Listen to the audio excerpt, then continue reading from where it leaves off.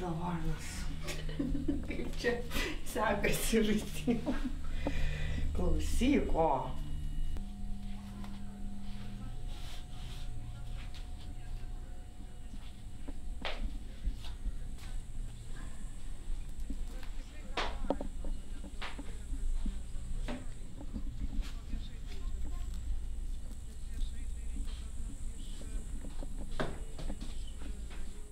Ai, čia gal daugiau toksai kaip, fizinės pratybos, daugiau raumenis taip ant.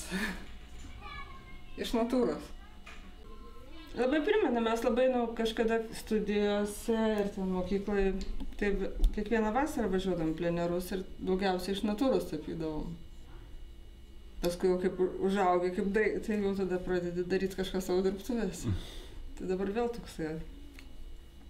Tai labai popartiški, bent jau pas mus kurse. Tenai kaip pripratęs buvai, ten iš Gasiūno Čerapo dirbtuvių pasimokęs ten alijošiai, amaryliai, kaukolės, taip pas Dereškevičius skaitliukai. Tenai jie tokie, grinai, visai tokius jumdavo, arba ten eina, štai, pavyzdžiui, natiurmortas čia sustatytas, reikia dabar drapedį, jisai taip eina. Jie taip nukrito. Vėl grįžta. Vėl eina. Dereškevičius? Aha, vėl. O, dabar taip nukrito. Tikrai, jisai tokius darydavo. Nes ten, toks sakau, jisai tik tai tiek, kad jo mažiems, dar pirmakursiams, tai ten toks jau tarsi mokykla. Mokykla, bet jis išminčius. Tikrai nespaudžiu kažkokius rėmus, ten taip dalyką, ramiai daryti. O šiaip atrodė, pavyzdžiui, kokius albumus, ar ten žurnalus, ar ką nors per literatūrą, ar ne? Zapkus šitą darė. O bet šitie tai ne, mūsiškai neįtraukė. Ne, tai tos nuodos taip aš čia va. Vienožinskas, Sezanas, impresionistai, bet kažkaip tai buvo tas, kas buvo iki to laiko, bet ne tas, kas vyksta dabar visam pasaulyje. O klausyk, o kada atvažiavo Zapkus tada? Atvažiavo 93, man atrodo. Tai jau kokiam kursė buvo? Paskutiniam. Paskutiniam ar prieš paskutiniam? Prieš paskutiniam. Jo, ne diplomantai buvom, bet tas kursas visas. Aha. O kas pas jūs kursą dar buvo be tavęs? Buvo, tai va pusė kurso dabar New York yra Ieva Martinaitytė, Aidas Bareikis, Julius Ludavičius, Žilvinas Kempinas. Paskui čia kas liko, tai Saulius Mažylis. Bartkus ne jūsų? Kruopis, Bartkus. Bartkus, ne. Saulius gi tavo Kruopis buvo vienas iš įdomesnių personų. Tai ką darė Zapkus, ką darė jisai skirtingai? Jisai atsivežė čemodanų reprodukcijų visų pirma ir liepė visiems nusirinkas pirmoje vietoje krenta į akis. O kokių reprodukcijų? Visokio absoliučiai. Ir šiuolaikinių, ir senų, tiesiog viską jisai davė, žodžiu, kuistis tam lagamine ir išsirinkas pirmiausia tave pagauna. Ir tada liepė pradėti visiems rašyti tokias knygas ir išrašyti, kas tau, būtent svarbiausia ir kodėl tave būtent šitie pakabino dalykai. Ir paskui reikėjo išsirašyti visą savo biografiją, susibrauk, kas tau irgi kartojasi ir atrodo, dominuoja. Ir taip išėjo, kad tada pasidarė visai ne Zapkiukai, o visai skirtingai. Pradėjai iš savo tos ieškoti savo balso. O kas tave užkabino?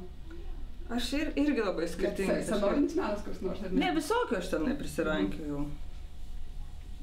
Oi, visokių, labai dabar skirtingų, jo, ten ir Frida Kahlo, ir Kioningas dėl to, kad jis toks spontaniškas, nors jo.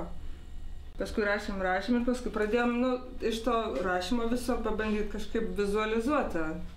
Ar tau norisi dažais daryti kažką, ar instaliuoti. Jis leido viską, visą Taip, ten tapyti, tai aš tik likau tapyti ir Ieva gal. Ieva ties irgi instaliacijas darė. Darė.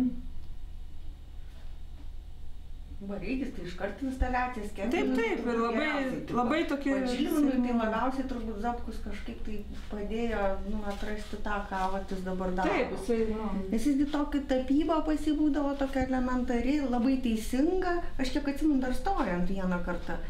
Kažkuriais metais, kai aš stojau, eilinį kartą neįstojau, bet su Žilvinu buvau vienoj Kempino grupiai.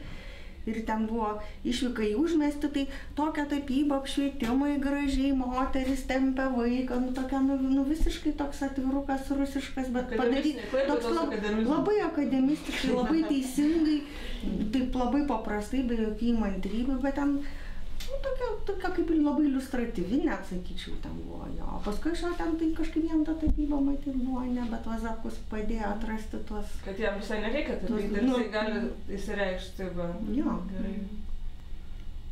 Viskas Zapkaus vykdavo ten varžytuvės. Kuria prasme? Nu, pavyzdžiui, mūsų kursas toks buvo, ten labai tarsi nesisekė, kas, pavyzdžiui, metus keisdavosi 2-3 dėstytojai. Tai va tada, kaip tik, kai Zapkus buvo atvažiavęs, tai buvo Skudutis, Karatajus, neatsimenu, gal Šaltenis, bet tokie tarsi mes ne jų kursas, nepastovas, nu ir taip. Nu ir mes ten atsimenu irgi Zapkus buvo priprašė jo ir jis visuomeniniais pagrindais. Ir jūs paglabojo? Jo, metus, tai, ne, vieną semestrą buvo po naujųjų pavasarį, atsimenu. Tai jo, panašiai taip, vat, kaip Patricija pasakojo. Nu, bet jis aiškiai taip jau leido suprast, kad ten neužsims labai, bet tokių buvo, kad... O ką darė su jumis tada? Ar jums reikėjo rašyti? Nu, iš pradžių tai buvo tokias truputį erzinančios, jo, knygas, kad rašyti, tai čia visiems žmonėms čia reikia, tai jo. Bet iš pradžių tokie būdavo lyg erzinantis. Nu, pavyzdžiui, šiandien tapysim kaip impresionistai, rytoj tapysim kaip kubistai, poryt tapysim kaip ekspresionistai. Tai tas toks truputį būdavo tokios erzinančios. Bet nu čia kaip tam reprodukcijom, bet nu va tos pratybos. O paskui jau kažkaip tai po tų, kai praėjom, nu ir kažkam, pavyzdžiui, labai patiko, ten kokiam Gintarui Zubriui ar kam kubizmas, nu toks vat užsikabina.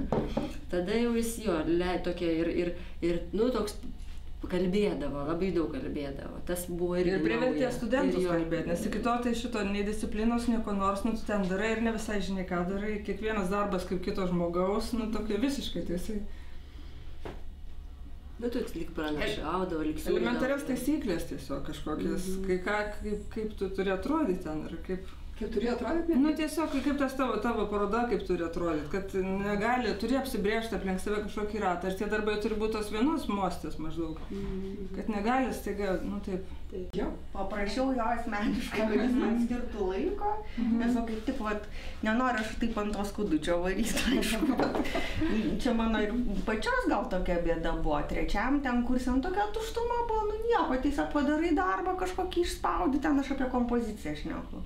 Ir toliau, o ką daryt paskui? Nu toks, nu, truputį gal šiaip pati išsibaršis, ten bėgiojimai, kažkokie alaus gėrimai, ten šašlikiniai, nu tokie, žinot, nu, rūpestis ten, dėl to įsimylėt ten oras, nu, kaip, nu, tokie, žinot, visai kažkas kitkas rūpi negu tapyba, bet vis tiek ta tapyba įdomu ir gerai, bet jinai kažkokį tokia ne...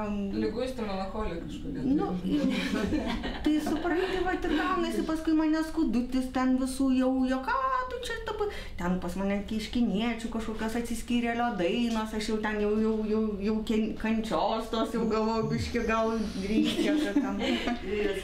Ką tu čia pas tave čia ne, ir kas, kad jis čia plaukia tam laive? Kas ne kas, nieko čia nėra, čia nieko nėra. Nu tai žodžiu, ir dar įtikino, kad nieko nėra. Nu tai galvoju, nu ką, aš einu pas Zapkų tiesi taikymu. Aš tą Zapkų pasigavau, sakau, gal jūs man galit. Man sakau, labai sunku. Nes nu neturiu ką tiesiog kaip pasakyti. Nu sako, gerai, aš tau skirsiu laiko ir mes su juo net, nu asmeniškai tiesiog dviese. Jis atėjo pas mane į studiją ten, kur mes dirbdavom, piešdavom. Kur jūs dirbote? Akademijai, ten aš ta prasme, kad darbo vieta buvo ir mokslo ir darbo, ten tas labai geros sąlygos buvo, tikrai ten tapyt, galėdavai pasilikti, dirbti tenai. Turėdavai savo kampą kažkokį, tai ir su Zapkum ten labai man kažkaip įsirgė. Nu, tą patį, ką Patricija sakė, nuo savianalizės tos ir jau kažkoks įdomumas tiesiog atsirado, jau kažkoks savį knaisėtis, ne ten kažkokius imitacijas daryti, o truputėlį kas tu per žmogus, bet vis tiek aš prie Iš viso apie darbą, discipliną, tos muštras, jo, nu bet kitaip ir tikrai neįmanoma. O ką reiškia muštras tai? Nu tiesiog, kad tu tai turi atsikelt ir daryti, nu nelaukti įkvėpimo, iškvėpimo ten ar dar kur nors, tiesiog, kad tai... Kiekvieną dieną. Kiekvieną dieną ir... Jo, visai kita klinika. Ta darbo negu kaip pas mūsų akademija, tas mada buvo, nežinau. Laukti įkvėpimo? Įkvėpimas ten, bohema, dar kas nors ten, inspiracijos, tai okei, bet... Nu, taip tarsi visi, ne, tarsi visi meniniai, dabar dėstytojai. Nu, aš kažkaip gal man sekėsi su mokytojais. Ne, nu visada pabrėždavau. Aš, pavyzdžiui, čia viską galima pasiekti tik juodu darbu, tai čia yra Petras Repšys, citatos pabaiga. Arba net ten ir bare braižyk ant servetėlės, nes kitaip ranka atbuks, nes smuikininkas kiekvieną dieną griežia. Ričardas Vaitiekūnas. Ir taip toliau, ta prasme, tas buvo. Bet tik taip paskui kažkaip jo, kai patenki į tą akademiją, nu toks tarsi jau savaime suprantama. Jau suaugęs esi, nieks tau to nekartoja, o Zapkus atvažiuoja ir kaip mažiem vaikam, nu kaip ne mažiem, bet pasako, kad paskaitos nuo 8 ar 9 ir reikia tada būti. Ir jisai būdavo iki vakaro, jis visą laiką būdavo su mumis.